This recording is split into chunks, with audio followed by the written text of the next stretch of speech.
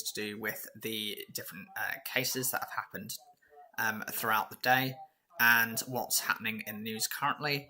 Includes the news behind the high fences under the watch of CCTV cameras. There is a loud chorus of barks. When dangerous or banned dogs are seized, this is where many of them are taken. Panorama was given rare access to one of the private specialist kennels now regularly used to hold these dogs since XL bully bans were introduced across the UK in 2024. The kennels take on seized or abandoned animals that police are unable to house themselves. We've been asked not to identify the kennel's location or the staff. Some of the dogs have been seized from organised crime members who could try to take them back or harm staff, said the man who runs the kennels, who we are calling Mark. This is one site among 7 run by the same company, which together house more than 500 XL bullies. Every kennel here is full when we visit, and many of them are covered by screens, because some of the dogs are so volatile our presence could provoke them. When an attack happens, Mark and his team get the call to go and seize the dog. Sometimes it's still with the body of its victim, Mark tells us. It's bad with an adult, it's even harder with a kid for me, Mark says.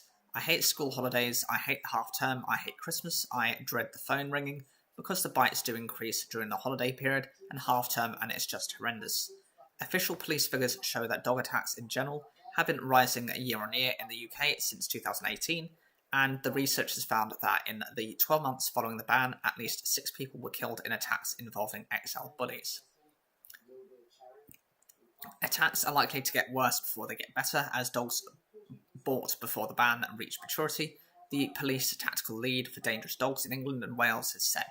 The family of Morgan Dorset, who was killed at the age of 19 by an XL bully after the ban came into force, also spoke to Panorama and called for the legislation to be made tougher. They wanted to focus more on the owners as well as the dogs, with checks like those for firearms certificates.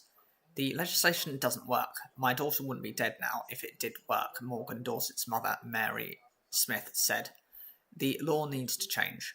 In the 2 days that followed their visit, Mark says he and his team around the UK were called to another 39 separate dog attacks.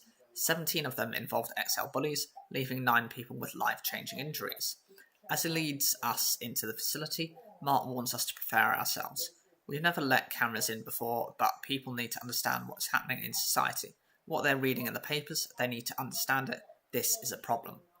In row upon row of metal cages, 120 dangerous dogs are being held at this site. All are either banned breeds or have shown high levels of aggression. Some of the dogs self-harm or can become instantly aggressive, throwing themselves at the metal bars. The week before they visited, one dog had even managed to break out of its kennel into run next door. As they walk around the site, each cage has a large coloured sign attached. Every dog has been graded, green for the least aggressive and black for the most. One sign on a black cage reads, dangerously out of control, bitten a neighbour on the face, breached exemption. Another says, bite score 5, potentially fatal. Before the XL bully ban, 90% of the dogs here would be graded green. Mark says now the level of aggression has changed, only 2 out of 120 dogs have this grade. We're always at capacity, Mark says. There is never a time when our kennels aren't full, and in the last few years it's XL bullies filling them. He says the scenes he has witnessed attending some calls after dog attacks have been like a horror movie. I've seen too many life-changing injuries over the last few years, more than people can even realise. Those are over 3 years. His phone then rings. A person has been attacked by their dog in a car and is stuck inside it, with the dog. Police need Mark on the scene urgently. Under the new legislation in 2024, XL bully owners in England and Wales had to register their dogs and agree to lifelong restrictions, including muzzling them, insuring them, and having them neutered, a measure designed to eradicate the breed altogether. The alternative for owners was to take £200 in government compensation and have their dog put down. If they did neither, they risked their pet being seized and destroyed. There are similar bans in Scotland and Northern Ireland. The number of dangerous animals needing to be put in kennels has risen more than a third since the ban, says Patrick O'Hara, tactical lead for dangerous dogs for the National Police Chiefs Council in England and Wales. The increase comes at a price. Housing them in kennels rose from £4 million in 2018 to £25 million in the first year of the ban, O'Hara says. Police are having to decide where to focus their resources because of the number of dangerous dog call-outs, he says. We're just going to have to decide and concentrate on threat, harm and risk, where there is more of a risk to the public than those lower-level cases. Dogs seized because of a criminal allegation, where owners have breached exemptions or the animal has been involved in an attack, must remain in the kennels until criminal proceedings are concluded. The dogs are then returned or put down. Mark says that 85% of such cases in his kennels result in the dog being returned to its owner. Some of these dogs shouldn't be going home. That terrifies me, that they're going to be coming back in. And dogs have gone home that have bitten and come back. While many of the dogs at Mark's kennels have attacked people, some have just been abandoned. In the year before the ban, the RSPCA reported 21 XL bullies being dumped by their owners in England and Wales. In the first 6 months after the ban, 129 were abandoned. By law, abandoned dogs must be kept for 7 days to allow owners an opportunity to claim them, but are put down on the 8th day if they are a banned breed, as they are not allowed to be rehomed. I certainly didn't come into this business to put dogs to sleep, but would you rehome that dog, not knowing anything? Would you put your name to it? Because I wouldn't. I'm worried about when I have to sit in front of a coroner and say I'm sorry I rehomed that dog because I felt sorry for it. I'm sorry your daughter's lost an arm or been killed, and that's the reality of the situation. Few have been impacted by dog attacks like the family of Morgan Dorset.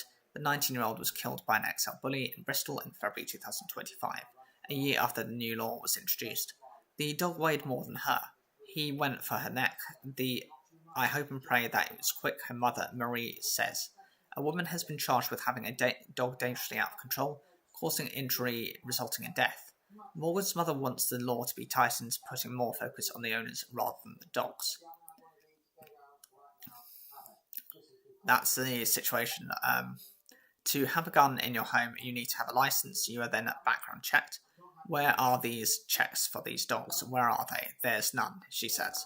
We can't just have her die for no reason. Something needs to happen from this. O'Hara, the police tactical lead on dangerous dogs, warns that XL bullies will be with us for generations to come. In the short term, I think we will continue to see dog attacks as these dogs start to come off age and reach maturity, so I think it's going to probably get worse before it gets better. In a statement, the Department for Environment, Food and Rural Affairs, which deals with dangerous dogs in England and Wales, said it was continuing to assess whether the current dog control rules are sufficient to ensure communities are protected. It said the government must balance the views of those critical of the ban with our responsibility to ensure that the public is protected from dog attacks. The department added it was engaging closely with police, local authorities, veterinary bodies and rescue and rehoming organisations to monitor the impact and effectiveness of the XL bully dog ban.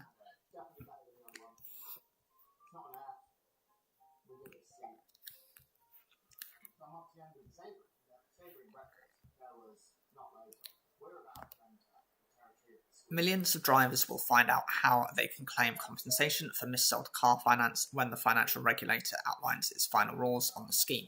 The Financial Conduct Authority, FCA, will publish its final decision late this afternoon, detailing the payout programme for 14 million motor finance agreements. The long-running multi-billion-pound saga, which has included a ruling at the UK's highest court, is likely to result in average compensation of payments of about £700 on a host of deals made between April 2007 and November 2024. But the regulator's scheme could still face a legal challenge by lenders and claims management companies, further extending the wait for victims. The payouts relate to commission arrangements between lenders and dealers, unfair contracts and inaccurate information given to car buyers. The FCA has been working on a central scheme that would not require those missold agreements to go to court, although some drivers may decide instead to pursue legal claims in court in the hope of bigger payouts. The FCA previously estimated 44% of all motor finance agreements made from 2007 to late 2024 would be eligible for payouts, totaling more than £8 billion. Lenders face a further £3 billion of administrative costs. A ruling at the Supreme Court in August limited the breadth of these cases, which otherwise could have extended to tens of billions of pounds. The vast majority of new cars and many second-hand ones are bought with finance agreements. In 2021, the FCA banned deals where car dealers receive commission from lenders based on the interest rate charged to the customer. These were known as discretionary commission arrangements or DCAs, and were often not disclosed. The FCA said this provided an incentive for a buyer to be charged higher interest rates than necessary, leaving them paying too much. The regulator, using the basis of court judgments, has also said other sales were unfair. They are high commission arrangements where the commission was equal to or greater than 35% of the total cost of credit and 10% of the loan, tied arrangements that gave a lender exclusivity or a first right of refusal without drivers being clearly informed. The lender's trade body has argued that these conclusions were too broad brush and compensation could be too generous. That would result in redress being paid to millions of customers who experience no unfair relationship or no loss diverting resources away from those for whom redress is generally due, the Finance and Leasing Association FLA has said. Major lenders, including Lloyds, the UK's biggest banking group, have set aside billions of pounds already.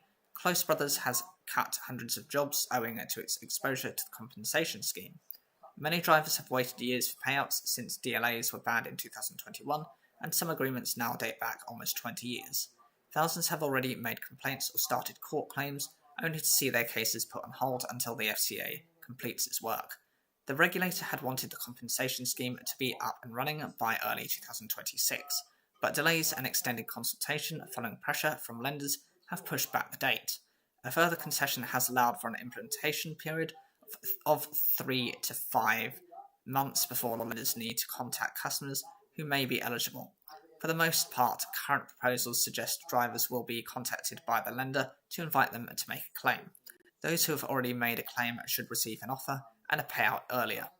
However, that could be further delayed if lenders or claims management companies challenge the FCA's final decision.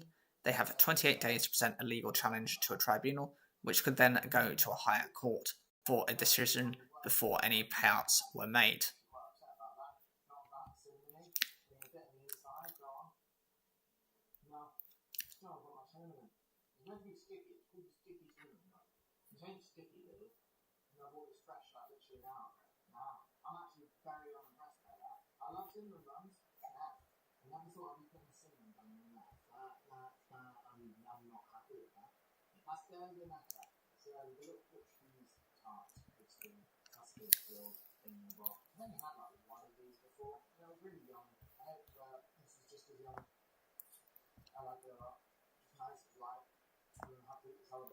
Government support for a new child-focused approach to family court battles between parents have been welcomed by its most senior judge, who described it as the biggest change in 30 years.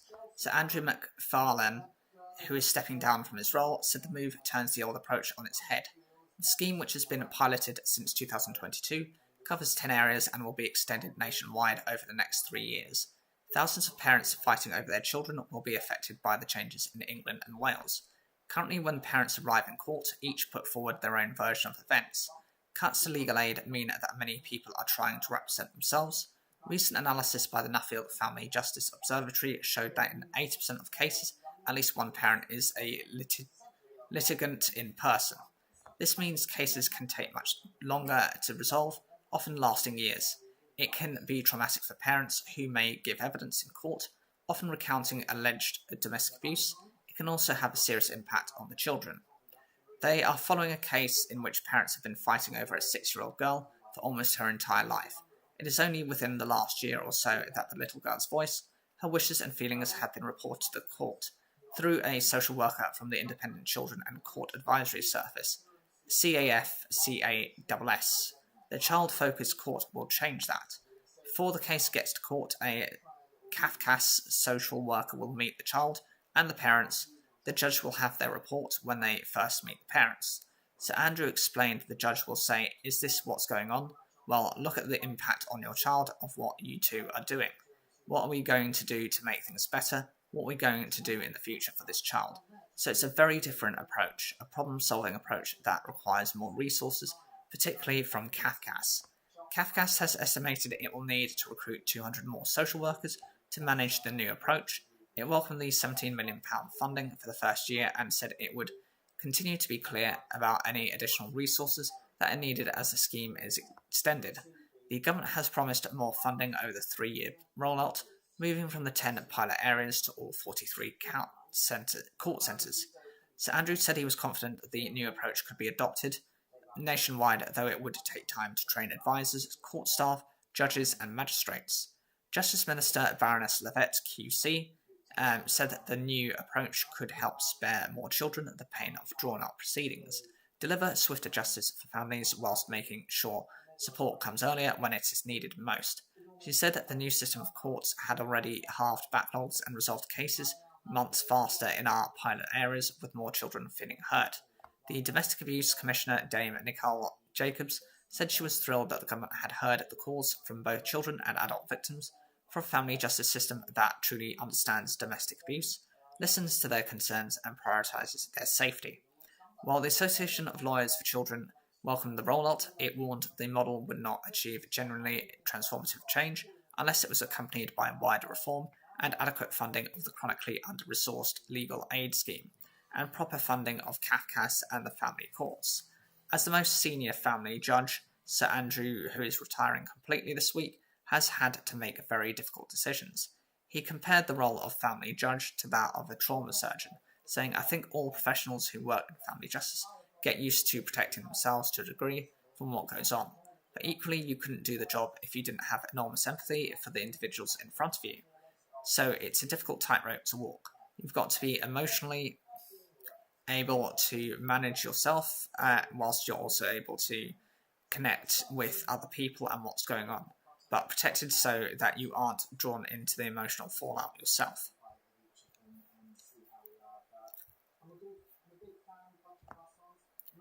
Two people have been discharged from hospital after they were among 7 people hit by a car in Derby city centre. Their discharge comes as detectives have been given more time to question a man arrested on suspicion of attempted murder after the car injured the group in Friargate at about 9:30 p.m. on Saturday. Claire Ward, Mayor of the East Midlands, has called for local communities and agencies to do all we can to support people affected, adding that 2 people have now been released from hospital. Derbyshire Police said on Monday it was continuing to question a 36-year-old Derby man who was originally from India after being given more time to hold him in custody. Derbyshire Police said a black Suzuki Swift was driven into pedestrians in Friargate. Counter-terrorism police have joined the investigation, but the Derbyshire force said this was common practice for an incident of this nature, and officers were keeping an open mind about the potential motives. The suspect is also being held on suspicion of causing serious injury through dangerous driving, inflicting grievous bodily harm with intent, and dangerous driving. The incident is not currently being treated as terrorism, and police said there was no ongoing risk to the public. Speaking on Radio 4 on Monday morning, Ward said 2 of the 7 people who suffered serious but not life-threatening injuries have been released to recover at home, with hopefully more soon. "This is a serious but isolated incident. I know that for those not just involved who were injured on the evening, but who were around the city centre and had first-hand experience of what happened, this will be a really frightening time. The city itself and all our agencies will do what we can to support people at this difficult time. We know the repercussions of violent acts like this don't end just in that moment. There will be real upset and trauma for many people who witnessed what happened on the night as well, of course, as those victims who were directly impacted, but we understand that there were no fatalities and that 2 people have already been discharged from hospital, and more we hope soon."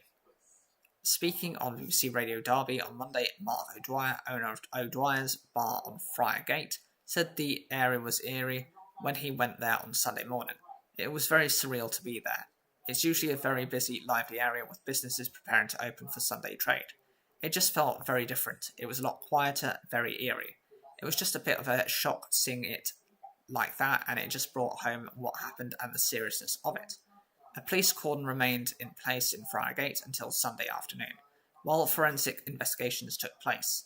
Inside the cordon, debris, including shoes and clothing, littered the road, and forensic officers in white suits were walking along the street taking pictures. By Monday morning, the area, which is mostly populated by restaurants and bars, had returned to normal. Baggy Shankar, MP for Derby South, said he found the incident deeply shocking.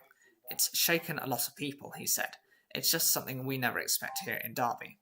My immediate thoughts were around the victims and all those people that would have seen this and witnessed it, and their families who must have been worried at that time. It would have been shocking and scary for everybody involved who were there at that time."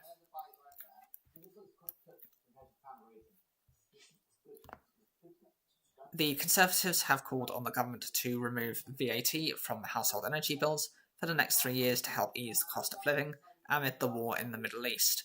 The party said its proposals would be funded by scrapping a number of renewable energy schemes and green levies. The government has already announced that from April, some levies will be scrapped or funded from general taxation, leading to a fall in energy costs. However, bills are likely to rise again in July when the cap on bills is reset. There's been a renewed focus on energy bills and costs since the outbreak of the war in Iran, with fears a sustained rise in the price of oil may lead to a surge in household bills. Iran has effectively blocked the Strait of Hormuz, one of the world's busiest oil shipping channels, leading to soaring wholesale oil and gas prices. On Monday, Prime Minister Sir Keir Starmer is due to host senior leaders from sectors including energy, shipping, finance and insurance for a round table in Downing Street. Representatives from Shell, BP, Lloyds of London, shipping giant Maersk, and banks such as HSBC and Goldman Sachs are set to join the meeting to discuss how the government and private sector can work together to reduce the impact of the war on the cost of living. There will also be a military briefing on the security situation in the Strait of Hormuz. Separately, Chancellor Rachel Reeves is set to urge other G7 finance ministers to reduce their collective reliance on important fossil fuels, while outlining her solution of pressing ahead with more renewables and nuclear. The Tories said removing VAT from energy bills, which is currently set at 5%, would save the average household £94 per year, based on forecasts for energy costs from July.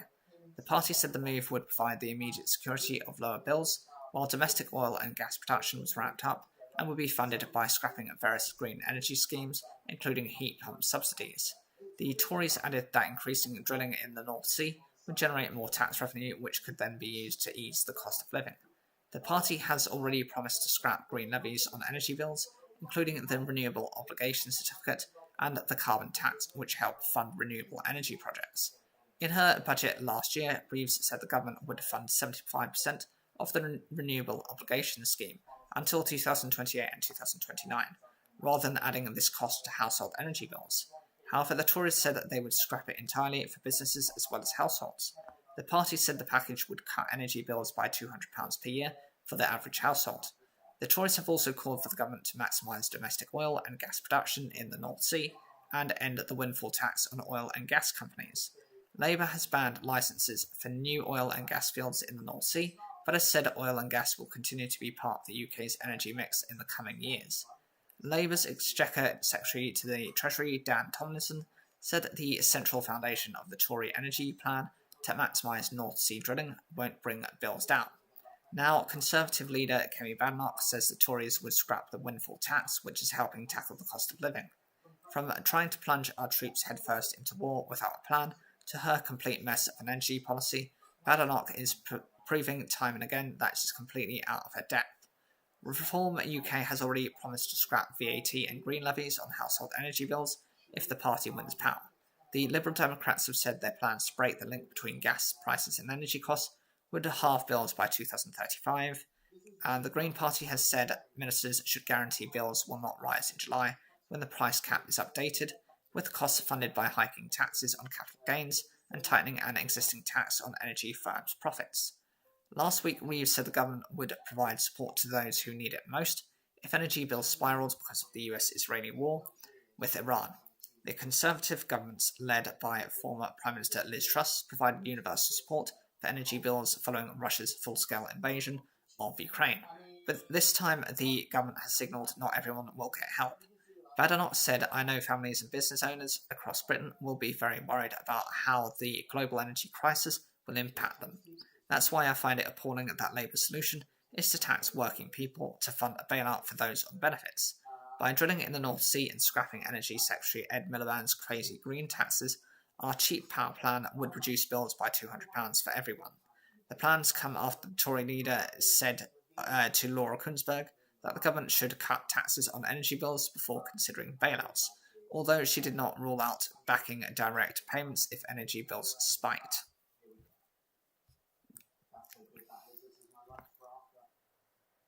Welsh Labour leader Eluned Morgan is pledging to freeze income tax rates in Wales if her party wins May's Senate election. Since 2019, Welsh ministers have had the ability to raise or lower the three rates of income tax in Wales, but have never done so. Morgan, who unveils details of her party's offer to voters on Monday, said she was focused on tackling the cost of living crisis and putting money back in people's pockets. Voters in Wales go to the polls on the 7th of May to elect 96 members to the Welsh Parliament. Currently, Welsh ministers can vary income rates set by the UK government, but do not have powers over the income levels at which people pay 3 different rates of the tax. Income tax is set at 20% for people earning between £12,571 and £50,270. Earnings between £50,271 and £125,140 are taxed at a 40% rate. There is a 45% additional rate for income over £125,140. The Welsh Government and the Senate has power over 10 percentage points of each income tax rate. According to the Institute for Fiscal Studies, the Welsh rates of income tax were forecast to raise £3.6 billion in 2025 to 2026. Morgan, who will be in Swansea to unveil her party's election manifesto, is expected to say that the income tax freeze is part of Welsh Labour's focus on tackling the cost of living and putting money back in people's pockets. She will tell an audience of party members and candidates, "Today I make a clear promise to the people of Wales. In the next Senedd term, a Welsh Labour government will not raise income tax." Fairness starts with understanding the pressure families face, but fairness also means action. This manifesto delivers real help with the cost of living. We will cap single bus fares at £2 across Wales. We will keep the £1 fares for young children and free travel for over 60s, and we'll create 20,000 new childcare places, expanding provision from 9 months old so families can work and get on. Fairness means making everyday life that little bit easier. She is also expected to talk about plans to create jobs, invest £4 billion to build new hospitals, tackling environmental issues and raising school standards.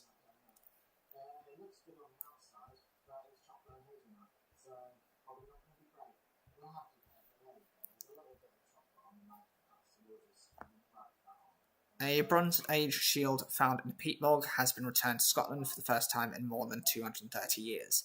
The spectacular and intricate combat guard was discovered during labouring work in a field in Beath, North Ayrshire, in about 1779 and was presented to the Society of Antiquaries of London in 1791, where it has remained since.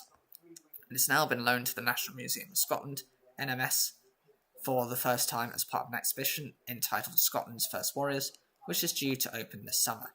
The shield will join 5 others from the time period in the exhibition, which experts have described as a once-in-a-lifetime opportunity. The Bronze Age in Scotland spans a 1,400-year period from about 2200 BC to about 800 BC. It covers the early production of bronze, a copper and tin alloy, up to the first use of iron. The shield, which measures about 60 to 70 centimetres, or 23 to 27 inches in diameter, is decorated with hammered bosses and ribs. It features damage from a spear and other weaponry, meaning it was likely to have been used in some form of battle. According to historical records, the shield was found buried upright in peat alongside 6 others. Though the whereabouts of those remains unclear, Dr. Matthew Knight, Senior Curator of Prehistory at NMS, said it was unclear why the shield was buried in this way, but its unique design indicated it belonged to someone of high status. He said, "We know that because they're so hard to make and they're quite rare objects. Whoever owned it was probably someone quite special." When you think about the idea that it was one of 5 or 6 that were buried in a bog, it makes you think that there must have been this group of high-status people who came together to bury their shields together. We can only speculate about what the sort of ceremony might have been like, or what the meaning behind it would have been. Where maybe this was a group of communities who were giving up their defensive objects. Perhaps it was a sign of peace. Other shields discovered in the Borders and Aberdeenshire in the 19th century will go on display alongside the Beef shield as part of the exhibition. Curators laid them all out together for the first time and looked at similarities and differences. Dr. Knight said that most of the shields looked very similar, potentially suggesting they were made by the same craftsperson or workshop. However, while wooden or leather shields were more common in those times, rare bronze ones were used not only for defence but also symbolised the status of the warriors they belonged to. Dr. Knight added bronze shields from this period are exceptional to Britain, and by bringing all 6 of these incredible rare shields together, we can gain a deeper understanding of life and conflict in Bronze Age Scotland and beyond. It really is a once-in-a-lifetime opportunity. The exhibition in Edinburgh explores thousands of years of history, from the Neolithic Late Stone Age to the coming of the Romans. The 4 shields will be on display along with internationally significant archaeological discoveries from across Scotland, such as the Carnoustie Hoard, which includes a rare spearhead decorated with gold and a bronze sword in a wooden scabbard, dating from about 1120 to 920 BC. The exhibition opens on the 27th of June and is due to run until May 2027. Alexandra Alt, head of collections at the Society of Antiquaries of London, said, "We are delighted to lend the Beath Shield to the National Museum of Scotland. This loan marks the first time in over 235 years the shield has been back to Scotland and is an exciting opportunity to see it alongside other important Scottish Bronze Age artefacts."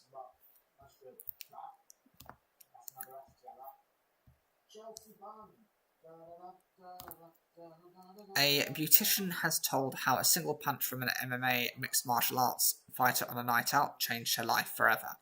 Anne-Marie Boyle was knocked unconscious after turning down Sean McInnes advances in a pub in September 2024. The mother of two, who said she was lucky to be alive, suffered a broken eye socket and cheekbone, but the attack also left her with a brain injury and subsequent seizures, which led to her losing her business, her ability to drive, and her confidence. McInnes, who had competed in the major Muay Thai competition, was jailed for 21 months in March. Anne-Marie, a beauty and a complementary therapist with her own successful business, was at a pub in East Kilbride, South Lanarkshire, with her cousins on the night of the incident. She said it was a bar she would not usually go to, but they'd gone to see a psychic show. The 38-year-old said in a quiet night later turned into a life-changing nightmare. "My daughter had football the next day, so I knew I was driving, and I wasn't actually driving a lot that night. I wasn't drinking a lot that night. This boy kept approaching the table. He just wouldn't take no for an answer. He just wouldn't leave us alone." Anne-Marie said she had never met him before. "Looking back now, there were certainly warning signs ignoring boundaries. Someone asked me, 'Do you think he just didn't understand?' No. He did understand, though. It just wasn't the answer that he wanted." When the pub closed, Anne-Marie and her friends went to leave and walk home. She said to McInnes, "Please just go the other way," but he continued to harass them. Anne-Marie said verbal aggression, just shouting and screaming in our faces, towering over us, wouldn't let us go by. Looking back, it was only going to go two ways. He was getting his own way, or that was going to happen, so it just escalated. She said McInnes, who had competed in the Lion Fight 68, pushed her cousin so hard she was screaming. Seconds later, he punched Anne-Marie in the face. She added, "I was knocked unconscious." Immediately after that, he knocked another boy unconscious. What they didn't know then is that McInnes was a trained MMA fighter. "I've never felt pain like that," Anne-Marie said. "I think he knew precisely where to hit me." Her face and teeth were agony, and she discovered later from a maxillofacial surgeon that he had knocked her vagus nerve out of place. It is a vessel which connects the brain to various organs, including the heart, lungs, and digestive tract. She added, "I remember a police officer coming up to and saying to me, 'Are you okay?' The officer said I was bleeding from the back of my head." Anne-Marie was in hospital for 3 weeks and then diagnosed with functional neurological disorder, FND, which causes the brain to stop sending signals to the body. She now gets involuntary tremors and suffers chronic pain. The whole ordeal has had a huge impact on her life. Unable to work, she has lost her business and her driving license was revoked because she is not safe to get behind the wheel. Anne-Marie said, "My life is completely different. I can't go out on my own. My anxiety is so bad and I don't know what people's intentions are now." She added that her mental symptoms were sometimes worse than her physical ones. Anne-Marie also said that having to go through the court process and see McInnes' face again was horrendous. McInnes pleaded his innocence until the day of the trial when he finally admitted the assault. Anne-Marie was disappointed he was not given a long sentence. "He will get out and he will go back to his family and his children," she said. "He'll be able to drive, go back to his job, and I can't work because I could drop at any time." She now wants to make the public aware of the risks people like McInnes pose, and she wants to make the world safer for women like her two daughters. Anne-Marie said, "I've got 2 children that need me, and I've got a lot of people that love me about me. That love, that has what has got me through this. I'm telling this story because I don't want this to happen to anyone else that might not have the support system, that might not be so strong, that might not have the strength."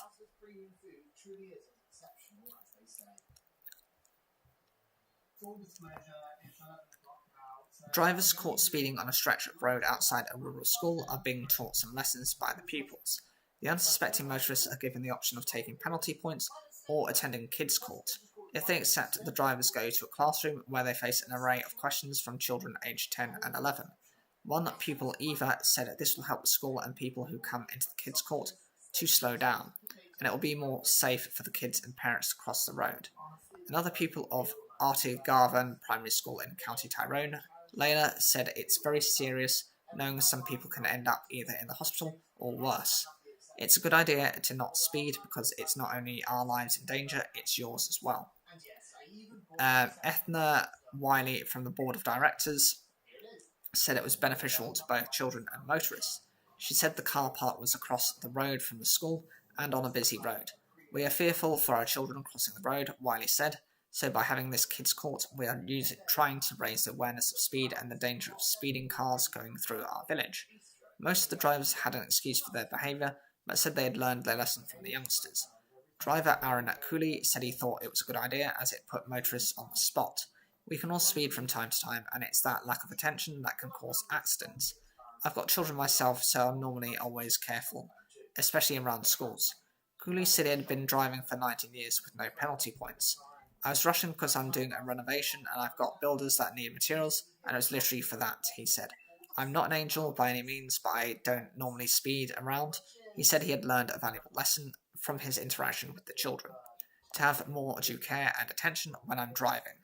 Police said provisional figures showed between 1st of January and the 22nd of March this year there were 18 road traffic fatalities in Northern Ireland. Superintendent John Wilson said the initiative was about trying to change drivers' behaviour. As part of our commitment to road safety, we're continually working with schools throughout Northern Ireland to educate pupils about road safety and raise awareness.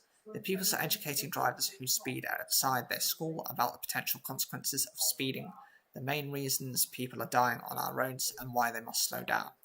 Wilson said the kids' court scheme was about making the roads safer for everyone who uses them, children and adults, whether they are pedestrians, cyclists or motorists.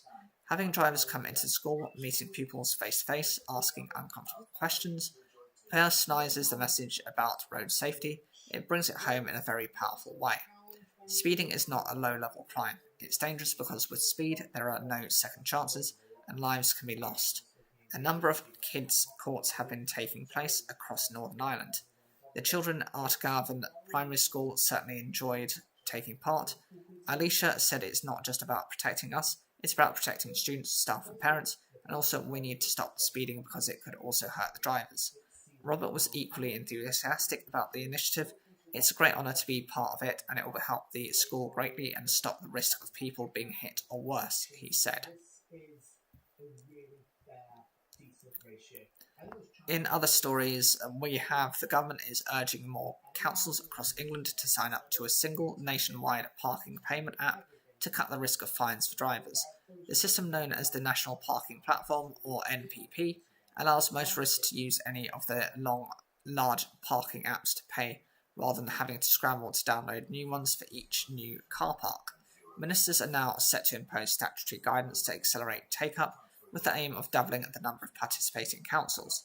15 local authorities have signed up to the platform so far, with the government claiming the platform helps to take out the sting of unfair fines. While it is not law, statutory guidance is official advice issued by the government that public bodies, including councils, are expected to follow and could be challenged if they ignore it without good reason. Following a trial in 10 local authorities in England, the government launched the system nationwide last year and said it has since processed more than 10 million payments. Transport Secretary Heidi Alexander said the results prove how much people value a simpler, more straightforward way to pay. Under the NPP, drivers can use any of the main parking apps in any car park which is signed up to the scheme. This means, for example, a car park which uses the Ringo app would also accept payments from the Just Park app. On Thursday, the government will unveil its Better Connected Transport Plan, which aims to improve travel across the country. Councils will be encouraged to consider how the NPP could extend beyond parking to cover road tolls and electric vehicle charging as part of the strategy. Motorists Association, the RAC, has welcomed the introduction of the platform, but said it needed to be taken on how much more widely before it made a real difference to drivers. An RAC survey published in October found 1,700 people that 13% of respondents could not work out how to use a parking app. Of the respondents over 75, this figure was 26%. Nearly half of those surveyed said they preferred to pay by card or contactless payment on their phones. The NPP is run on a not-for-profit basis by the British Parking Association, BPA, which represents parking operators. Despite the BPA taking on the costs of running the platform from the government last year, it said this would not lead to higher prices for drivers. Let's make some potato wedges. Hard-boiled these, drain them, coated them in oil, salt and pepper, toss them and chuck them in the air fryer for whilst I cook the fish. 4 teenagers have been charged following an attack on a search and rescue volunteer and his trained dog. 3 boys, one aged 13 and 2 aged 15, and a girl aged 16, have been charged with various offences, including assault. Ryan Gray from Canine Search and Rescue Northern Ireland was walking his dog Max through Bangor on Friday evening when they were both assaulted. Police said they received a report of an ongoing fight involving a number of youths and a man in the high street at about 7:50 p.m. The charges are: a 13-year-old boy has been charged with assault occasioning actual bodily harm, affray and causing unnecessary suffering to an animal. A 15-year-old boy has been charged with assault occasioning actual bodily harm, affray and causing unnecessary suffering to an animal. A 15-year-old boy has been charged with assault occasioning actual bodily harm and affray. So in this case, he's not actually harmed the dog, he's harmed the person. And a 16-year-old girl has been charged with affray and common assault. So again, that's harming the person and not the animal. The police said that they would like to thank all those who came forward to assist, following an appeal for information. The investigation is ongoing and further arrests will be made when the other suspects are identified. Gray, who's the founder of Canine, suffered facial injuries and his dog was assessed by a vet. Both of them have been involved in numerous rescue operations across the island of Ireland, England, Spain and Turkey. On Sunday, the organisation said Gray and Max were both taking time to rest and recover. It also thanked every single person who had sent well wishes and messages of support. Ryan, already bearing the scars of service as a war veteran who completed 2 tours of Iraq, has dedicated his life to serving his community and helping those in need, they said. Alongside his loyal and heroic partner Max, they have saved countless lives. Usually when these come in a packet like this, it's a good sign. I decided to have one hot, one cold to give them a proper taste. Because sometimes they are a little bit better when you heat them up. They don't feel great. They don't feel... I'm a big fan of the Tesco Finest ones, actually. I do get those Tesco Finest pan chocolate or normal ones quite often. And they're much crispier feeling than this. This just feels flat a bit. But you know how it's going to taste when you feel it. And Australian police have shot and killed Desi Freeman after the double murderer spent 7 months on the run. A well-known conspiracy theorist, Freeman gunned down 2 police officers on his property in the small Victorian town of Porepunkah last August, before fleeing into dense bushland and evading extensive searches. Victoria Police say a man was shot dead after an hours-long standoff at a rural property in the state's northeast on Monday morning. Chief Commissioner Mike Bush said the man is believed to be Freeman, aged 56, but formal identification is still underway. Today an evil man is dead, said Victorian Premier Jacinta Allen. It's over. Police said they surrounded a building described as a cross between a shipping container and a long caravan on a rural property around 5:30 a.m. local time. After 3 hours and multiple police pleas, a man believed to be Freeman came outside and was shot dead. Details are still being confirmed, Bush told reporters, but he believes Freeman emerged wrapped in a blanket and armed with a gun, possibly one taken from one of the slain officers back in August. Our ultimate goal was to arrest the person, Bush said. There was an opportunity for him to surrender peacefully, but he did not. Officers were hurt during the operation, police said, which will be investigated as is standard in police shootings. The squad sent to Freeman property on the 26th of August was there to search it over an investigation into sex offences when 2 senior constables, Neil Thompson and Vadim Devwart, were killed by Freeman. Their families were the first to be told about Freeman's death, Bush said, adding that it would be 24 to 48 hours to confirm the identity of the body. Should his identity be confirmed, this brings closure to what was a tragic and terrible event. Investigators believe Freeman was helped while he was on the run, and detectives will now focus on working out who gave him aid, Bush added. It would be very difficult for him to get to where he was without assistance, Bush said. If anyone was complicit, they'll be held accountable. In a statement on Monday, the Police Association of Victoria said Freeman's death was a step forward, but not quite closure. It doesn't lessen the trauma, give back the futures that were callously stolen, or lessen the collective fear and grief that this tragic event has instilled in police and the wider public. Freeman, whose real name was Desmond Philby, was a self-described sovereign citizen, part of an anti-government movement that rejects authority and laws. Locals in Porepunkah, an alpine tourist town beneath Mount Buffalo, said he had lived on his property with his wife and 2 children. After the double murder, police shut down the area, offered a $1 million Australian dollars, or £525,000, or $709,000 reward, and spent months scouring steep and rocky terrain riddled with caves and mine shafts for Freeman, who had extensive bush survival skills. Last month, police renewed their search and brought in cadaver dogs, saying they strongly believe Freeman was dead. Bush on Monday said that there was a lot to suggest that Freeman had taken his own life, but officers had kept an open mind. He would not reveal what led police to his location. Freeman was no stranger to run-ins with authority. His sovereign citizen beliefs well documented in online posts, videos, and court documents. Locals in the town of Porepunkah have told media Freeman's extremist views hardened during the COVID-19 pandemic, amid government rules which were particularly strict in his state of Victoria. He called police terrorist thugs, tried to arrest a magistrate during court proceedings, and made headlines in 2021 with an attempt to have then Victorian Premier Daniel Andrews tried for treason, a case which was thrown out. Police have expected the search last August wouldn't be a straightforward interaction. After a risk assessment, they opted not to request specialist police support, though instead sending 10 officers to Freeman's property. Among them was a local detective from a nearby town who was on the brink of retirement. Thompson was selected for the job because he'd had previous dealings with Freeman and was thought to have built a rapport with him, the Age newspaper reported at the time. Within minutes of arriving at the property, he was shot dead alongside DeWalt. Thompson's partner, also a police officer, said the AFL fan and adventure lover was the best husband she'd never had. Family and friends remembered DeWalt, originally from Belgium, as the kind of person who is always happy, who was always smiling and trying to make others laugh. Their deaths revived questions about how Australia deals with growing sects of anti-government conspiracy theorists, who federal police have described as a group with an underlying capacity to inspire violence.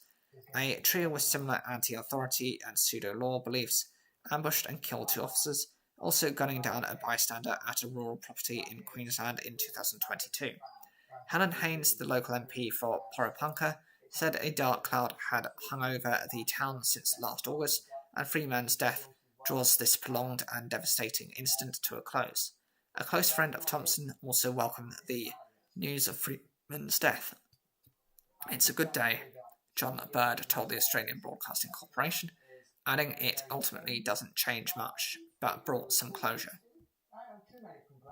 And we're adopting only about £7, which if you compare it to like the £22 don't have to Tesco finance, which is good, but actually kind of on par with this. So duck gets a thumbs up, but the asparagus, thumbs down. Look, if you don't want to go out for dinner and you're willing to put in a little bit of work at home, like Myanmar's military chief Min Aung Hlaing has been nominated for the presidency as Parliament convened on Monday following a general election from which the biggest opposition parties were excluded. Min Aung Hlaing is certain to be chosen as he was nominated in Parliament alongside 2 loyalists who are very unlikely contenders for president. He has been sanctioned by many Western countries for leading a military coup 5 years ago. In the ensuing civil war, thousands of people have been killed and millions have been displaced. Large areas of the country remain under the control of armed opposition groups. The general elections held between December and January were touted by the junta as a pathway to peace, but the vote was widely viewed as a sham, with many popular parties banned from standing and large areas of the country not allowed to participate because of the civil war. The regime has rejected this criticism, maintaining that the vote was free and fair. Still, around 90% of the members of Myanmar's new parliament owe their loyalty to Min Aung Hlaing, either as serving officers in the armed forces, which are guaranteed a quarter of the seats, or as elected candidates for the military's own party. They plan to spend most of this week debating the choice of the next president, but it is now inevitable that the coup leader will get the job.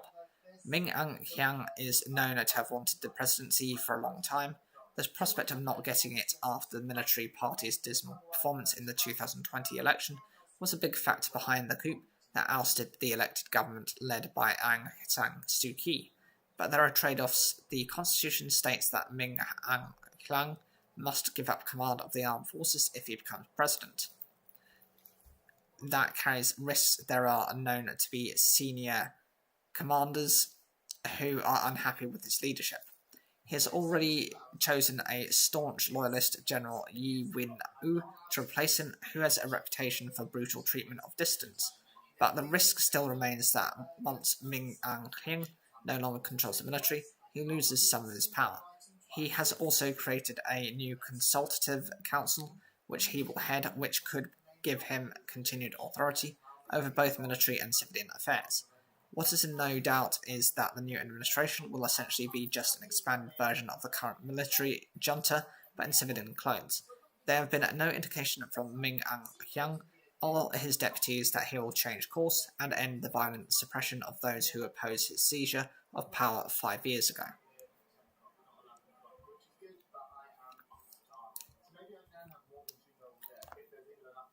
Israel's Prime Minister has said the Latin Patriarch of Jerusalem will now have full and immediate access to the Church of the Holy Sepulchre after police earlier prevented him from celebrating a Palm Sunday Mass there. Benjamin Netanyahu said Cardinal Pierre Baptista Pisabella, who is head of the Catholic Church in the Holy Land, has been asked not to enter the church out of concern for his safety. He said Iran had repeatedly targeted Jerusalem's holy sites with ballistic missiles. The decision to block the cardinal from entering Christianity's most sacred site has been criticized by several Western nations. The US ambassador to Israel, Mike Huckabee, said it was an unfortunate overreach that was difficult to understand or justify. Cardinal Pizzaballa and the Reverend Francesco Lelpol were stopped outside the church, believed to have been the site of Jesus Christ's crucifixion, as they were planning to hold a mass to mark the start of Holy Week, church authorities have said. Cardinal Pizzabella's office said it was the first time in centuries a Latin patriarch had been turned away from the holy site on Palm Sunday, which marks Christ's return to Jerusalem. He and Rev. Lelpol have been compelled to turn back from the church, where Christ was also believed to have been buried and subsequently resurrected, it said. This incident is a grave precedent and disregards the sensibilities of billions of people around the world who, during this week, looked to Jerusalem, a statement from the Patriarch said. This hasty and fundamentally flawed decision, tainted by improper considerations, represents an extreme departure from basic principles of reasonableness, freedom of worship, and respect for the status quo. The Patriarch said it had followed all imposed restrictions and acted responsibly since the war began, adding that Sunday's decision was a manifestly unreasonable and grossly disproportionate measure. Cardinal Pizzaballa later said while he did not want to force the issue, we had not asked for anything public, just a brief and small private ceremony. We want to use the situation to just clarify better in the coming days what to do in respect for everyone's safety, but also in respect for the right to prayer, he added. Netanyahu said worshippers of all faiths have been asked not to visit sites in Jerusalem's Old City, which have been subject to strikes from Iran, and that police had acted out special safety concerns in this instance. The traditional Palm Sunday procession into the city had already been cancelled due to restrictions on public gatherings. Israeli police said all holy sites in the Old City have been closed to worshippers since the US-Israel war against Iran began on the 28th of February for security reasons, and that it had rejected the Patriarch's request for a Palm Sunday exception. Netanyahu said holy sites belonging to Christian, Jewish, and Muslim worshippers have been repeatedly targeted by Iranian missile strikes in recent days. In one strike, missile fragments crashed meters from the Church of the Holy Sepulchre, he said in a statement on X, adding that Sunday's decision involved no malicious intent whatsoever. A plan was being drawn up to allow church leaders to worship at the site in the coming days, he said. Then, late on Sunday night, Netanyahu announced he had instructed relevant authorities to grant the Latin Patriarch full and immediate access to the Church of the Holy Sepulchre so he can hold services as he wishes. Huckabee noted that the two clergymen had attempted to enter the church privately without a procession and that the current rules concern religious gatherings of more than 50 people. However, he welcomed Israeli government efforts to address the situation and facilitate other Holy Week activities. A US State Department spokesperson said we encourage the government of Israel to facilitate the safe observance of Holy Week. They also noted different security conditions in Jerusalem that have arisen from Iran's ongoing indiscriminate missile attacks.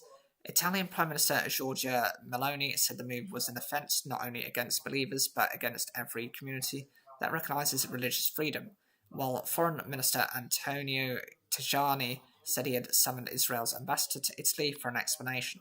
French President Emmanuel Macron likewise condemned the move and said it came in the context of a worrying increase in violations of the status of the holy places in Jerusalem.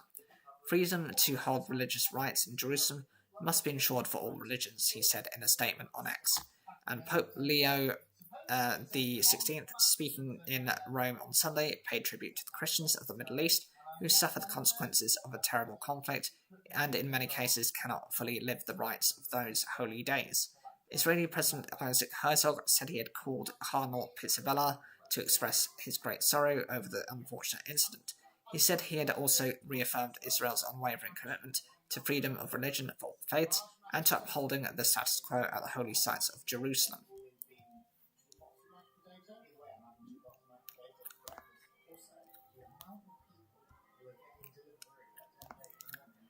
The partial US government shutdown has become the longest in American history as lawmakers in Washington continue to fight over funding of the Department of Homeland Security, the DHS.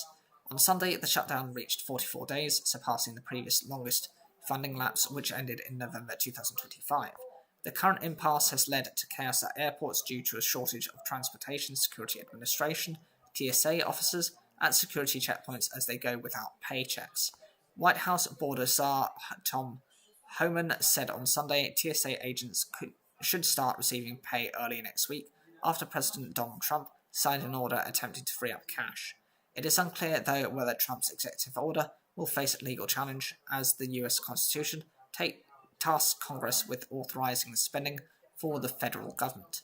Trump, while on Air Force One on Sunday evening, told reporters that he was prepared to pay them TSA agents for as long as we need to, but urged Congress to pass a funding bill. Homan also told CBS, the BBC US news partner, that even after the shutdown ended and funding for TSA was restored, Immigration and Customs Enforcement, ICE agents, currently deployed to airports across the country to help with travel disruptions, would remain until the airports feel like they are 100%. Look, we're going to continue a nice presence there, he told CBS's Face the Nation with Margaret Brennan. He noted the length of time would depend on how many TSA agents came back to work after being paid. We need to secure these airports. ICE is there to help our brothers and sisters in TSA, Homan told CBS. We'll be there as long as they need us. But there does not appear to be an end in sight in the feud between Republicans and Democrats over funding for the DHS, which encompasses TSA, as well as immigration services and agencies, and the primary emergency agency that handles natural disasters. Congress is currently on a 2-week break and left town without a deal. On Friday, lawmakers failed to agree a deal to reopen the DHS, which has been shut since 14th February.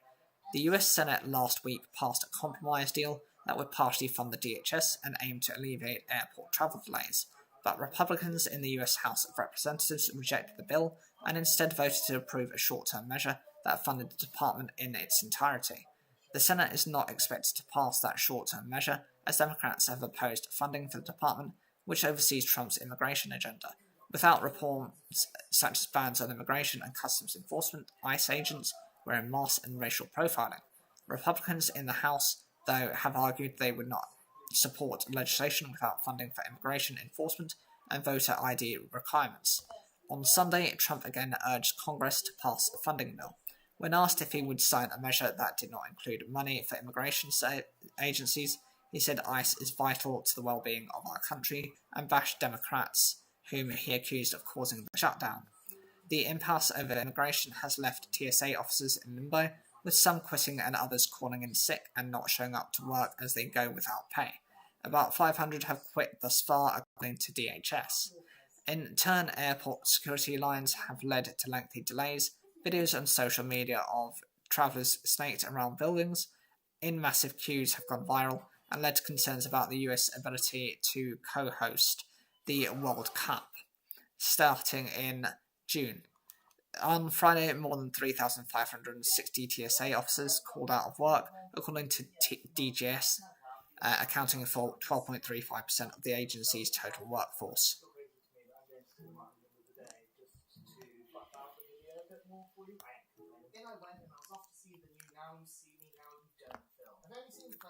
Paintings by Renoir, Cézanne and Matisse worth millions were stolen in a heist on a museum near the Italian city of Parma, police have said.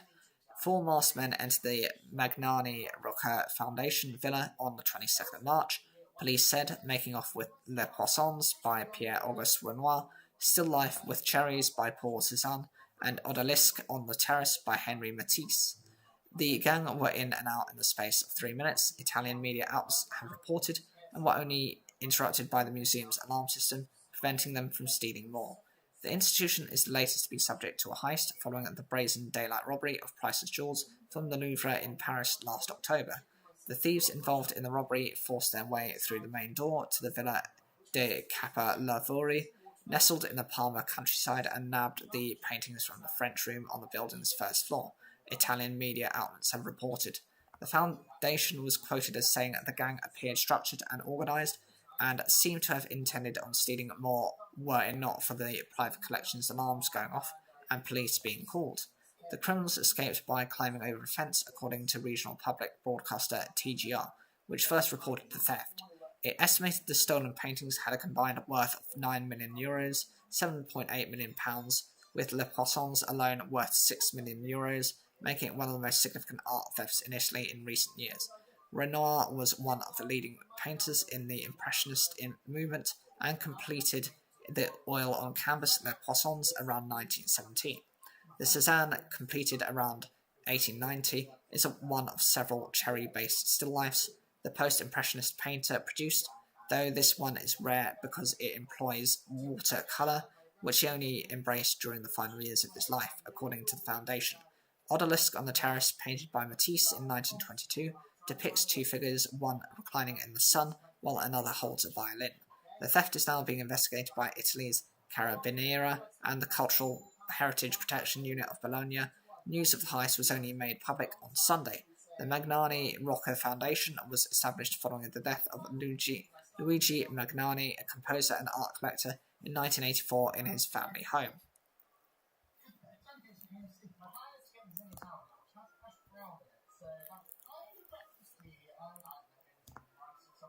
Three people, 2 women and a man, have been confirmed dead after a 3-story building that was being used as a church collapsed on worshippers in the Ghanaian capital Accra on Sunday. Interior Minister Muntaka Mohamed Mubarak said 20 others, most of them women and children, have been rescued and were being treated in various hospitals. There was 90 to 95% certainty that they will no longer have any persons trapped, he added. Emergency teams worked throughout the night under floodlights searching for victims inside the structure's remains. The cause of its collapse, which happened after heavy rain, is unknown, with the Interior Minister saying investigations are underway. The building itself, which was part of a school in Accra's Newtown area, was being used despite lying unfinished for several years, according to locals. What we can say is that there was a total of 23 people. It's a very sad day for all of us, Mohamed Mubarak said. Earlier reports had initially confirmed 2 deaths and 14 rescued, but the ministers said the latest figures of 20 rescued had been cross-checked with various sources, including the ambulance services. He acknowledged that it had been difficult to determine how many people had been in the building at the time of its collapse, and commended emergency responders for their quick response and rescue efforts throughout the night. The National Fire Service has posted images on X of workers at the site as an agitated crowd milled around the scene. Eyewitnesses reported hearing trapped victims calling for help under the rubble, describing the incomplete building as poorly constructed, with no major maintenance since construction started. Everybody in the community knows the building is very weak, yet they allowed services and activities inside, an eyewitness said. Operations to check for any more worshippers are continuing, and the debris is being cleared. The incident has reignited the debate about the structural integrity of some of the buildings in the country, It has also reminded people of the 2012 collapse of the multi-storey shopping centre that was attributed to poor construction. She hadn't been to one since she was a puppy, so I knew she was probably going to be a bit of a man of stretch. We were a bit too excited, so I had to choose. 2 Australian states will offer free public transport to incentivise people not to drive as fuel prices soar due to the war in the Middle East. Victoria, home to Melbourne, has said it will have free travel throughout April, while Tasmania has said commuters will not need to pay until the end of June. Other state governments have so far declined to follow suit. It comes as the federal government announced it would halve the nation's fuel excise tax for 3 months to ease pressure on motorist wallets. Australia is among a host of nations that have seen fuel prices increase sharply since the start of the US-Israel war, with Iran and the effective closure of the Strait of Hormuz. The near-total blockade of international shipping in the vital waterway, through which around 20% of the world's oil and natural gas flows, has led governments around the world to begin implementing measures to conserve fuel. Australia's Prime Minister Anthony Albanese has previously sought to reassure motorists following reports of panic buying and petrol stations running dry. His government on Monday said the fuel excise sales tax will be lowered by 26.3 cents per litre for petrol and diesel, which should save drivers between around $10 Australian, which is £5.18, or 6.87 American dollars and $20 Australian a tank. The excise cut, which comes into effect on Wednesday, will cost the Australian taxpayer $2.55 billion Australian dollars. Victoria Premier Jacinta Allan announced on Saturday that trains, trams and buses in the state would be free for all from Tuesday in a bid to drive down pressure on petrol pumps.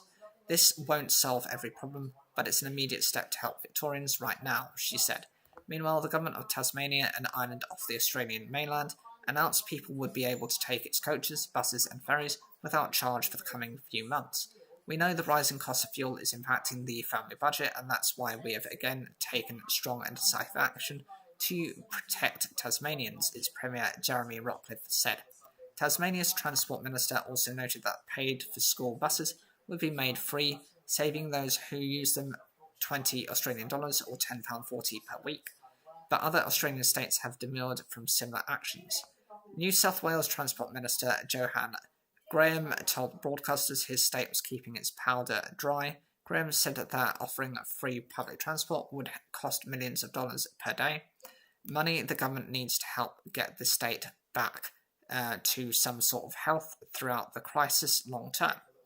South Australia said it was expanding the number of senior travel cards while absorbing higher fuel costs, and a spokesperson for Queensland pointed to it introducing a flat 50-cent fare last February in comments to SBS News. Similarly, Western Australia Premier Roger Cook said his state had already reduced fares. Rick Astley was top of the charts when fares were this low in Western Australia back in the 80s, he said. The average price of petrol in Australia has risen to $2.38 Australian per litre as of last Sunday, up from around $2.09 Australian dollars when the war began a month ago, according to figures from the Australian Institute of Petroleum. The Australian government says supply is not an issue, rather sharp rises in the price of oil on the international market has had a knock-on effect on the price of fuels derived from it. With only a trickle of cargo ships moving through the Strait of Hormuz, without fear of being hit by Iran, there are concerns a prolonged blockage could have a wider impact on the global economy. These rising costs have already led several other governments to implement fuel-saving measures. Shops, restaurants and cafes in Egypt were told to close early from Saturday as part of a raft of measures that also included non-essential workers being told to work from home 1 day per week and increasing public transport fares. At the same time, the Ethiopian government told state-owned companies and public institutions to place non-essential staff on leave so they would not travel into work. On Tuesday, the Philippines declared a national emergency, with its government offering subsidies to transport drivers, reducing ferry services and implementing a 4-day workweek for civil servants.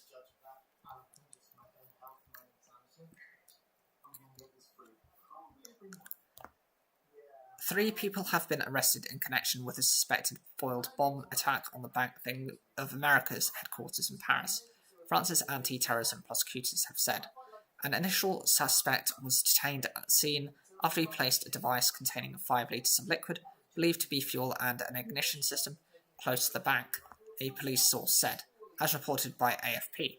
On Sunday, French security services said 2 more people had been arrested in connection with the incident, which happened at about 3:30 am local time, or 1:30 am Greenwich Mean Time on Saturday in the city's 8th arrondissement, a couple of streets from the Champs-Élysées. France's Interior Minister Laurent Nunez said the attempted attack could be linked to the US-Israeli war on Iran. In this type of conflict, you have a number of Iranian services that are likely to carry out actions such as those through proxies. There is a significant suspicion, but it is for the investigation to determine. The Iranian embassy in France has not commented on Nunez's remarks. The initial suspect, who was detained at the scene, was accompanied by a second person who appeared to be taking photos and videos with a mobile phone, but who fled when officers arrived, according to a police source, as reported by AFP. 2 further individuals were taken into police custody last night as part of an investigation launched on March 28, 2026, into the offences committed against Bank of America. The prosecutor's office said on Sunday, the custody of the first suspect, who is a minor, has been extended, it added. Under French law, suspects in terrorism cases can be held for 96 hours. This period can be extended by a court. Nunez claimed similar attacks have been foiled in other European nations, including France, Netherlands, Britain, and Norway. He urged security services to be extra vigilant and increase their presence at transport hubs and other locations across the country. France's anti-terrorism prosecutor's office said it had immediately taken over the investigation, which was looking into attempted murder, attempted damage by fire, or other dangerous means in connection with a terrorist undertaking and a terrorist criminal conspiracy. The Paris Judicial Police and France's Domestic Intelligence Service, the General Directorate for Internal Security, are also involved in the investigation, according to the Anti-Terrorism Prosecutor's Office.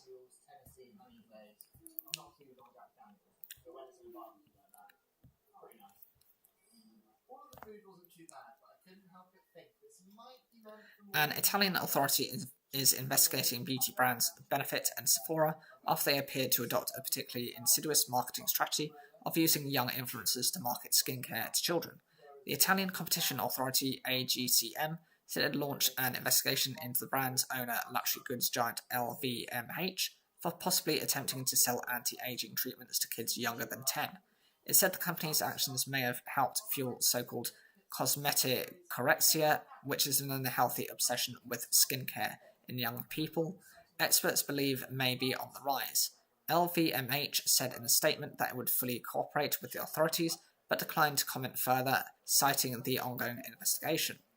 AGCM said its offices and Italy's financial police had carried out inspections of LVMH and Sephora's Italian headquarters on Thursday as part of its investigation. It said the firms may have failed to make clear the cosmetics they sold were not intended for children, while appearing instead to have encouraged their purchase through covert marketing strategies involving young micro-influencers, those with an online following in the thousands. The investigation centres on possibly unfair commercial practices linked to the premature use of adult cosmetics, including encouraging the compulsive purchase of face masks, serums, and anti-aging creams to children under the age of 10. Sephora, which has nearly 23 million followers on Instagram and more than 2 million on TikTok, has been at the centre of the Sephora Kids social media trend, in which children share their skincare routines and purchases. Hundreds of videos show children buying and showing off their skincare products under tags like Sephora Kids Haul and Sephora Kids GRWM, which stands for Get Ready With Me. Both the AGCM and the British Association of Dermatologists have warned that skincare products can be harmful for children.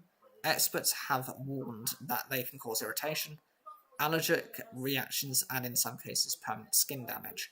The AGCM said important warnings for children on Sephora and Benefit products may have been omitted or presented in a misleading manner. The LVMH, which owns alcohol, fashion, and jewellery brands, stated all the companies reaffirm their strict compliance with applicable Italian laws.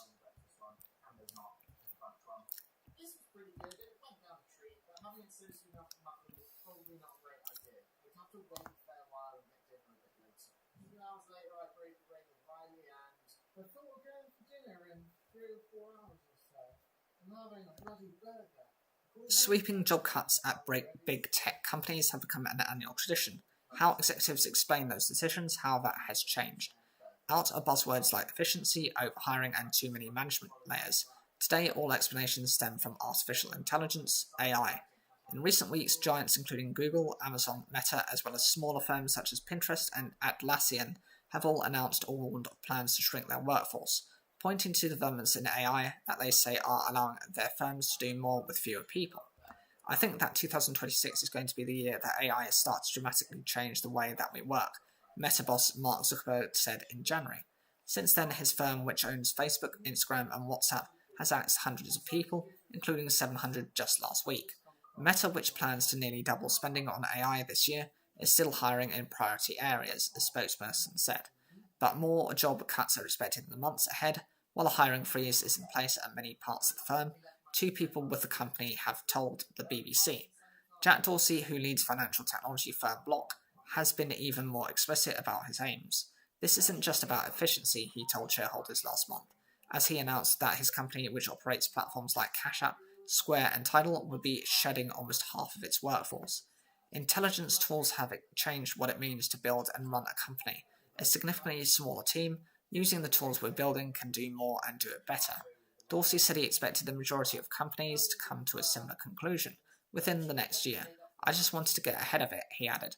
Dorsey's justifications drew plenty of skeptics who pointed out that he has presided over at least 2 rounds of mass job cuts in the last 2 years and never mentioned AI. But explaining cuts by pointing to advances in AI sounds better than citing cost pressures or a desire to please shareholders, say tech investor Terence Rohan, who has had a seat on many company boards. Pointing to AI makes a better blog post, Rohan says, or it at least doesn't make you seem as much the bad guy who just wants to cut people for cost effectiveness. That does not mean there is no substance behind the words, Rohan added. Some of the companies he's backing are using code that is 25 to 75% AI generated. That is a sign of the real threat that AI tools for writing code represent to jobs, such as software developers, computer engineers, and programmers. Post once considered a near guarantee of highly paid, stable careers. Some of it is that the narrative is changing, some of it is that we really are starting to see step changes in productivity. Anne Hoeker, a partner at Bain who leads the consultancy's technology practice, says of the recent job cuts. Leaders more recently are seeing that these tools as good enough that you really can do the same amount of work with fundamentally less people. There is another way that AI is driving job cuts, and it has nothing to do with the technical abilities of coding tools and chatbots. Amazon, Meta, Google, and Microsoft are collectively planning to pour $650 billion or £485 billion into AI into the coming year. As executives hunt for ways to try to ease investor shock at these costs, many are landing on payroll, typically tech firms' single biggest expense. Companies are not exactly hiding the connection. In February, Amazon executives said that they plan to spend $200 billion over the next year on AI investments, the most out of all the major tech companies. At the same time, the firm's chief financial officer noted that the company would continue to work very hard to offset that with efficiencies and cost reductions. Elsewhere in the company, since October, Amazon has cut about 30,000 corporate workers. Google, which has conducted several smaller-scale job cuts since shedding 12,000 people in 2023, offered similar assurances to investors in February while discussing its AI investment plans. The more capital we can free up with the organization to invest, the better we can turn this flywheel of making investments to drive future growth, Chief Financial Officer Anat Ashkenazi said. Although the expense of, for example, 30,000 corporate Amazon employees is dwarfed by that company's AI spending plans, firms of this size will now take any opportunity to cut costs. They're playing a game of inches, Rohan says of cuts at big tech firms. If you can even slightly tune the machine, that is helpful. Hoeker says cutting jobs also signals to stock market investors worried about the real and huge costs of AI development that executives are not blitherily writing blank checks. It shows some discipline, says Hoeker. Maybe laying off people isn't going to make much of a dent in that bill, but by creating a little bit of cash flow, it helps. I think I know what we're going to get. Why do I always refer to myself as weak? So I went to what was the prettiest looking schools I've been to yet. Shame about the carpet though. I wasn't a big fan of it. A US-based modelling agent introduced women as young as 18 to Jeffrey Epstein and pleaded with him to have sex with a model he knew according to emails. Ramsey El-Khoury sent the financier hundreds of emails almost over a decade discussing the women's bodies and their attitudes to sex, and suggested he and Epstein could meet more women by investing in fashion and modeling businesses in Brazil. In one 2011 exchange, El-Khoury described a woman in her 20s who was desperate for cash and said, "Dear Jeffrey, please just try her in bed." El-Khoury said he regretted the language in some emails and his association with Epstein, and that he had not been aware the financier had been abusing women. El-Khoury now describes himself as an anthropologist and musician, founder of the band Monotronic, but in the 2010s, he was working as a model agent. The files recently released by the US Department of Justice, DOJ, suggest he conducted a correspondence with Epstein from at least 2009 until shortly before the financier's death in 2019, much of which revolved around access to female models. The emails shed further light on how Epstein cultivated extensive contacts in the international modeling industry, some of which he then used to access women and girls. Models were among those Epstein abused, which the FBI has estimated may total 1,000 women and girls. In the messages, El-Khoury appeared to discuss setting up meetings for models with Epstein's contacts in the fashion industry, including at lingerie chain Victoria's Secret, then owned by Epstein's biggest client, Les Wexner, and the Vera Wang label. The files also suggest El-Khoury was in touch with French model agent Jean-Luc Brunel, a contact of Epstein's accused by Brazilian women of recruiting girls for Epstein to sexually exploit. Brunel was found dead in his Paris prison cell in 2022 while being investigated on suspicion of the rape of minors and trafficking of minors for sexual exploitation. El-Khoury said he had not been part of Epstein's inner circle. A search for his surname on the DOJ website returns over 2,000 results, though many of those are duplicates, and El-Khoury said the files show he only met Epstein 10 to 12 times over a 10-year period. The agent wrote an email to Epstein in 2009, a few months after the financier had been released from jail on a charge of soliciting prostitution from a minor, saying, "I don't need to tell you that I also value your friendship. The reason I never asked for anything in return for introducing you to models is because I consider it more of a favour, and know that you are also good for favours." He added, "You're a solid person, Jeffrey, and that means the world to me." 2 days after the agent had told Epstein about the woman who was desperate for cash, El-Khoury said he hoped the financier was getting some mileage out of the woman's situation, being all alone in New York. Epstein replied with a single word, "zero," and a few days later El-Khoury wrote again, "Jeffrey, please just try her in bed. I really need that so I can feel whole about all this, because she's such a pain. I also think it would be good to get her to know what it's really like to get expletive." El-Khoury claims he sent the email with the woman's permission. They have seen no references to girls under the age of 18 in connection with El-Khoury. In a 2010 message, El-Khoury proposed that Epstein should meet a gorgeous 18-year-old Russian college student he ran into in a shop. "I think you'll like her," he wrote. A reply from Epstein's assistant said he did want to meet her. El-Khoury said that he introduced the young girl to Epstein in the hope he would help her find modelling opportunities. Several other women El-Khoury discussed were 19. El-Khoury seemed to be aware of Epstein's predilection for younger women. An email dated 2009 from El-Khoury mentioned a very hot blonde, saying, "I know 23 is on the old side for you." Epstein was 56 at the time. A number of El-Khoury's messages to Epstein about women discussed their bodies and their attitude to sex. One is described as a business-minded sex machine. In 2010, El-Khoury wrote about a woman who is 19, but a hardcore Christian, so I don't think that would work. Which is a shame, she's a 5'11" blonde Barbie doll. The email also suggested that El-Khoury represented the well-known Kazakhstani model Ruslana Koshunova, who visited Epstein's Caribbean island in 2006 when she was just 18, according to published flight logs. In 2008, she fell to her death from a 9th-floor balcony in New York, which the authorities ruled was a suicide. El-Khoury told Epstein in 2009 he was in Luxembourg handling documents relating to Ruslana's estate. El-Khoury remained a regular traveller, emailing Epstein from Thailand, Latvia, Prague, and Miami. In 2016, he visited Brazil and pitched a number of possible investments to Epstein, including modelling agencies, magazines, and a competition. Suggesting an investment in one agency. He said in an email that he assumed Epstein was more interested in the access to women, using an emoji instead of the word women. For one modelling contest idea, he said 200,000 girls would participate across dozens of cities over a period of 9 months. He said he liked this idea for Epstein because the winner was usually another overlooked girl, and he would be able to fly these girls to wherever in the US, Paris, or the Caribbean. In the same year, Alconi flagged to Epstein that a Brazilian fashion magazine was up for sale and suggested that they could potentially buy it together. You could easily have 20 to 30 girls trying for the cover each month. Just an idea, Alconi added in an email. Epstein was not keen, and he also advised Alconi not to invest in the US launch of a French magazine. Alconi's response was to lament all the girls he would have had sex with if they had gone ahead. He suggested he would instead buy the Brazilian edition for a couple of $100K to ensure a steady stream of women, referring to them by using an offensive slang term for female body parts. Alconi's correspondence with Epstein continued until 2019, when the legal net was already tightening around Epstein for the final time. In their last messages released in the files, the pair were still discussing bringing a Russian woman to the US.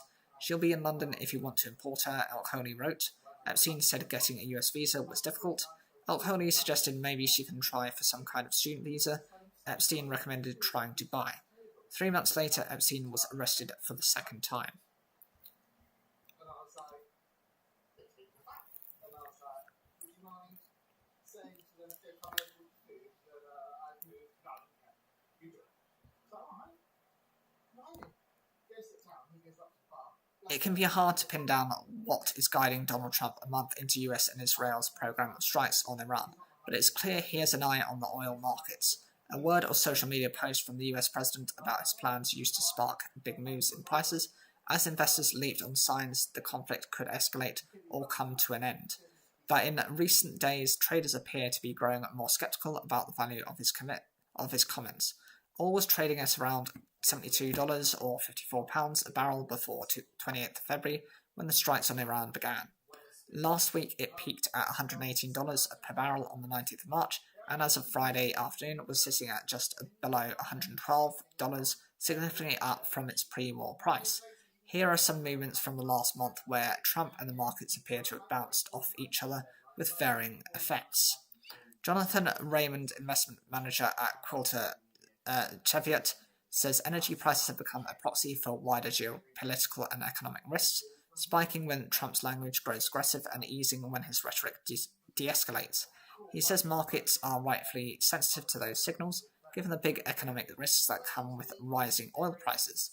Investors are trying to price genuine uncertainty, he says. Markets can look skittish or confused, but what they're really trying to do is manage event risk in real time, with oil sitting right at the centre of that. But it can be difficult for investors to figure out how to trade, especially since some of Trump's comments seem aimed at influencing oil markets rather than communicating policies, says Brian Sistell at the Barson Group. As they say, the first casualty of war is truth, he says. I suggest some of the rhetoric back and forth around productive talks and the opposite very much are centred around just moving the price of oil. On Thursday, minutes after the US stock markets saw their biggest drop since the start of the Iran war, Trump said talks with Iran were going very well and he was delaying military strikes on Iran's energy infrastructure until at least 6th of April. But the oil price continued to rise. Joan Foley, head of FX strategy at Robank, says market reactions are becoming more muted because of the huge gap between Trump's reassurances and the lack of acknowledgement from Tehran. Given the optics, many investors can now see an early end to the conflict and markets remain anxious. Russ Mould, investment director at AJ Bell, says markets have also become accustomed to Trump often changing tack at signs of political or stock market or economic trouble. There is a degree of skepticism or even downright cynicism creeping in at the edge, he says.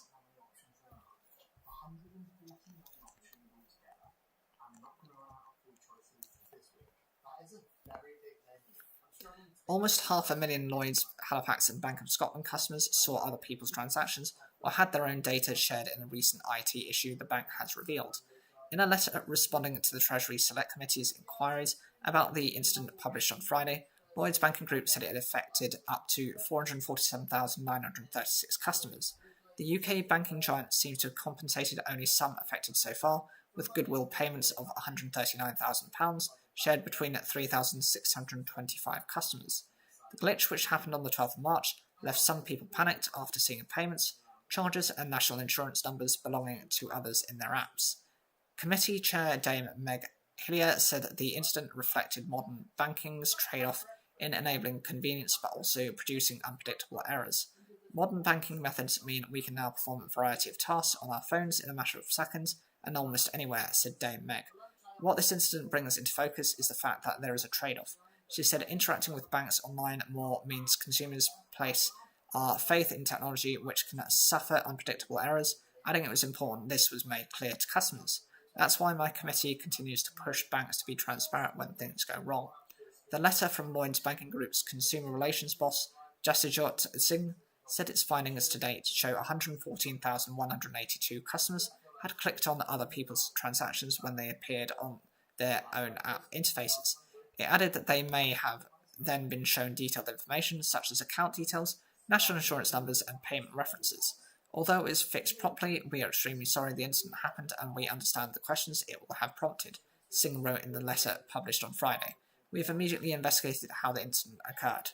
Lloyds said the cause of the issue had been a software defect introduced to its systems during an overnight IT change. According to its letter, some impacted customers may have also seen transaction information related to people who were not customers of any of its banks, such as in instances where payments have been made by a Lloyds Banking Group customer to another bank.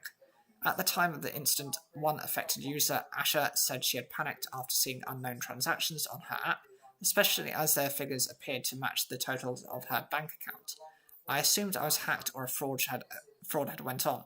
I generally thought someone had cloned my details. One transaction was by someone who bought a car. I thought they'd spent £8,000 of my money. She added the experience had left her feeling almost traumatised. The company said it had paid out £139,000 to around 3,625 customers as of the 23rd of March, an average of £38.34 per person. It said this was part of its practice of compensating individuals who may have encountered distress or inconvenience amid any issues. Singh told the committee that Lloyds would cooperate fully with financial regulators, including the Financial Conduct Authority, the FCA, and the UK's data watchdog, the Information Commissioner's Office, ICO. The FCA confirmed it was actively engaging with Lloyds banking groups. We take events that impact customers' accounts and their data seriously and expect firms to ensure customers are not disadvantaged from any disruption to service, it said in a statement. The ICO said at the time of the glitch that it was making inquiries with Lloyds about the matter. Lloyds Banking Group says it is the UK's largest retail and commercial banking provider with 26 million customers. Krista Griggs, Global Account Director at digital consultancy firm GFT, said the incident highlighted the need for online banks to maintain resilience by designing systems that uphold customer trust, not just recovery quickly. When nearly 500,000 customers are affected by a single update, it exposes the need for deeper structural change rather than surface-level fixes, she said. Tech industry analyst Paolo Pescatore added it was a timely reminder that in digital banking, even a technical glitch can quickly become a security and trust issue.